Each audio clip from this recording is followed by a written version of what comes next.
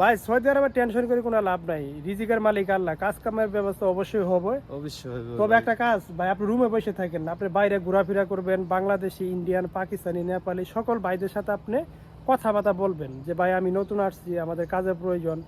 দেখবেন অনেক সময় বাংলাদেশিদের কাছে কাজ না থাকলে হিন্দিদের কাছে আছে, পাকিস্তানি ভাইদের কাছে কাজ আছে। তো আপনি রুমে বসে থাকেন না।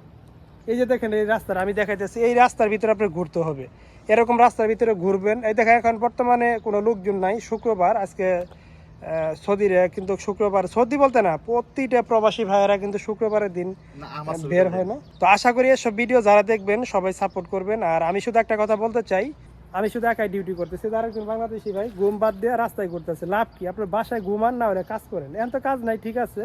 তো কোনো সময় টেনশন করবেন না, টেনশন করলে ভাই বিদেশে টেনশন করে কোনো লাভ নাই। এই যে আমরা যে এত টাকা পয়সা খরচ করে আসছি, অল্প টাকা বেতন, 600 টাকা বেতন, এখানে এই টাকাতে কিন্তু আমাদের সংসার চলে না, তারপরে ডিউটি করতেছি, আলহামদুলিল্লাহ।